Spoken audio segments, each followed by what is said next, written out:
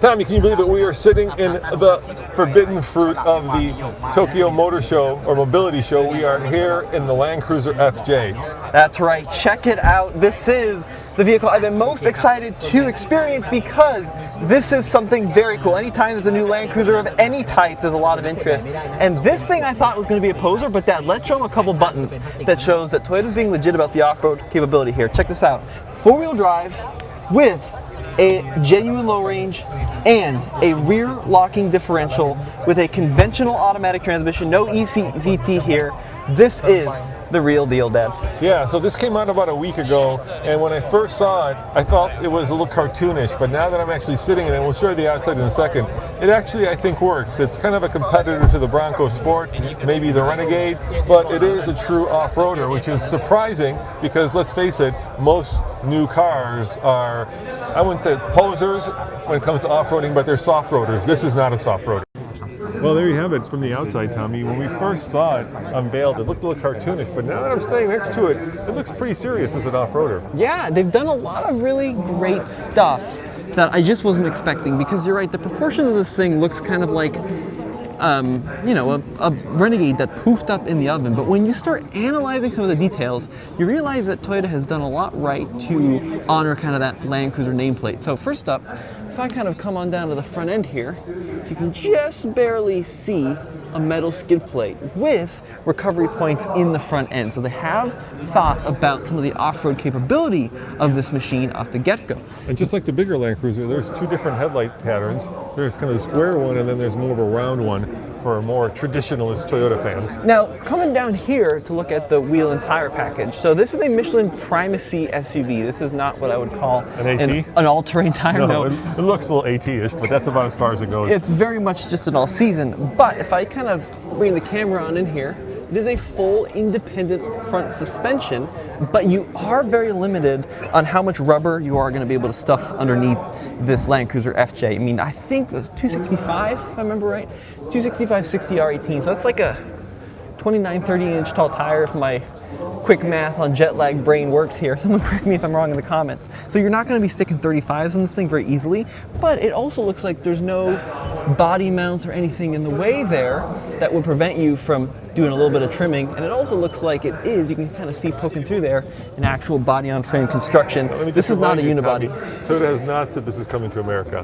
We're trying to make a case for it to come to America because it's so cool. Now next to us is the RAV4. And where do you think it slots in between the RAV4, the Land Cruiser, and the Land Cruiser FJ here? Yeah, and the 4Runner too, right? Because if it came to the US, those would be some of its big competition. Well, if we come around to the back here, which is really hard to do because there's about 28,000 people looking at this, you can kind of see it's significantly taller than the RAV4. So it's got a much kind of bigger profile. What I like is this kind of fake, you know, glass versus metal. It all looks like it's glass, but only a part of it is glass.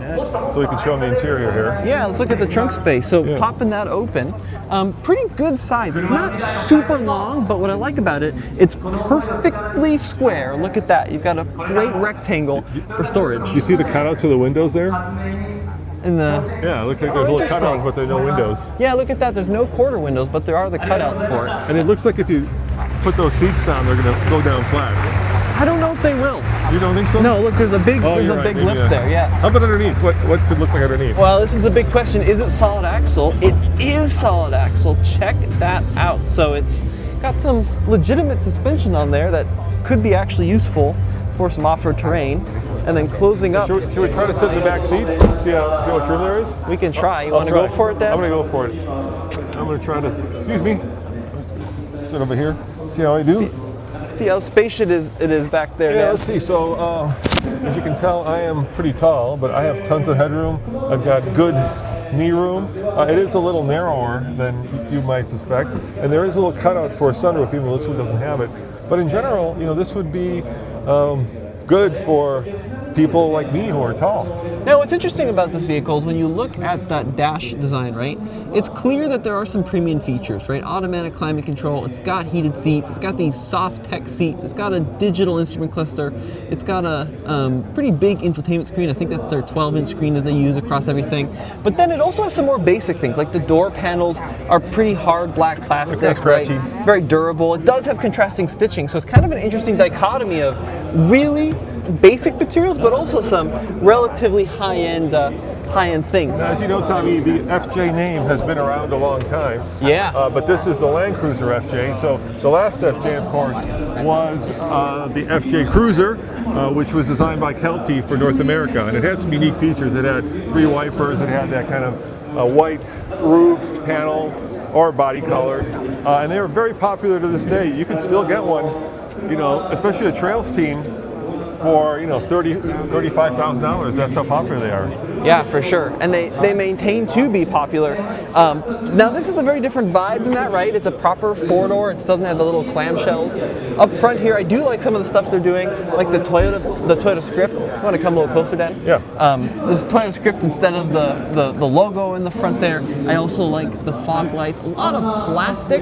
But what's kind of interesting is when they first showed this thing, they showed 2. They showed this blue one, which is more the street-going one, but they also showed like a sand-colored one. Yeah, it had a snorkel and it had all the off-road. So for the off-road people, maybe that's the better option. Let me get down low here, see if we can learn anything else about the front end. No, it's kind of tough to tell. It does have 2 recovery points down there. It does have some aero bits, of course, for fuel economy. Now, do you remember the engine in this?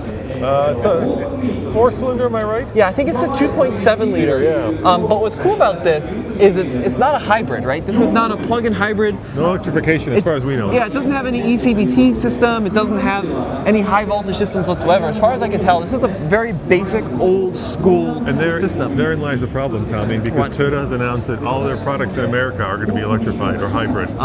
So they would have to, if they're going to keep to that, they would have to make this a hybrid to actually bring it to America. Well, and of course, the Land Cruiser we get in America is only a hybrid, right? It's the only way to get it is with a 2.4 liter turbo hybrid.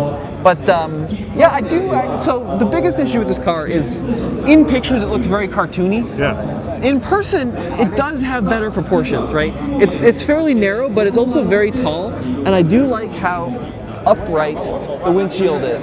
So it's got a very upright profile on that windshield. I like the roof bars on it, and actually the cladding really adds to the width of this vehicle. So I'm not one for big chunky cladding usually, but it does give this vehicle a lot more presence. I mean, my only big concern with this from a design standpoint, there's something called dash to axle, which is the length from the dashboard to the axle. And typically you want that long to give the car really good proportions. This is very, very short. However, you can see kind of just relative to the size of the people here, it's roughly the same length as an FJ Cruiser, but it is quite a bit narrower, at least just looking at it from proportions. Do you think how much could they charge for this if they did bring it to America? Where would you think it would live? You know, would it live below or above the RAV4? Definitely above the RAV4, but potentially below the 4Runner. Yeah, so it would, I think if they could price this thing at like $37,000, $38,000, have it go up to $49,000, I think there could be a market case to be made for it. Now, that 2.7 is not much of a powerhouse, so if you want to go fast, this is probably not the vehicle for you. No, but if you want to go off-road, this certainly is a vehicle for you. Yeah, to a limited extent. And here in Japan, you do have competitors like the Suzuki Jimny, which we don't get. But this is a lot bigger. It is bigger than Jimny. This is, I mean, once again, in pictures it looks really, really small. In person, it's quite a bit bigger. There's that recovery point down there. I don't know what platform this is on. The problem with coming here to the Japanese Mobility Show, is there's not a lot of information for Western buyers. It's all in Japanese, and some of the stuff doesn't translate perfectly. But not a super powerful vehicle. I think it's got around 200 horsepower, if I remember correctly. Conventional torque converted automatic transmission. Which is perfect for off-roading. It is, right. Well, I've got 3 words, Tommy. What do you got? Toyota, take my money. You're that into it, huh? Yeah, I will say, on the launch of this, I was very kind of negative toward it. But seeing it in person and seeing that it like legit is solid rear, body on frame, rear locker even, is very cool. So I appreciate that Toyota has committed a little bit to that. I think that's great to see. Well, I mean, look at all the interest here. We are here with thousands of other automotive journalists from Japan, and yet the crowd is all around this guy, and not like, look at the mobility products over there, right? It's just, people are like, okay, yeah, that's great. Yeah, so there's still kind of a lust and a want for conventional four-wheel drives. So big credit to Toyota for doing this. You know, I thought at first it seemed kind of sacrilegious to the Land Cruiser name. One thing it doesn't have that pretty much every Land Cruiser... What, the reputation of a renegade? No. It doesn't have a full-time four-wheel drive. So it's a part-time, yeah. 2 high, 4 high, 4 low. Yeah. Which, you know, That's if you're a fine. stickler, Yeah. maybe there's a problem for you. But And I kind of feel like this is actually bigger than a renegade. oh, a lot bigger. Yeah, for sure. Yeah. So Well, it kind of slots in somewhere between a Renegade and the current Land Cruiser. It's much closer to the current Land Cruiser size. yeah, when you see it in person, it's a sizable machine, and listen, I think it'd be tough to put 35s on it, but darn would it look cool I'm with sure them. somebody will manage it. Someone will, for Somebody sure. will. Yeah. All right, guys. Well, we're here in Japan for the next 2 days. We'll be covering wall-to-wall coverage from TFL. Where should they go, Tommy? TFL.com. Check it out And you saw it first. over at TFL. Thanks for watching. Yeah, thanks for watching. We'll see you next time. Ciao. Take my money, Toyota. Please take my money. Bring it to America.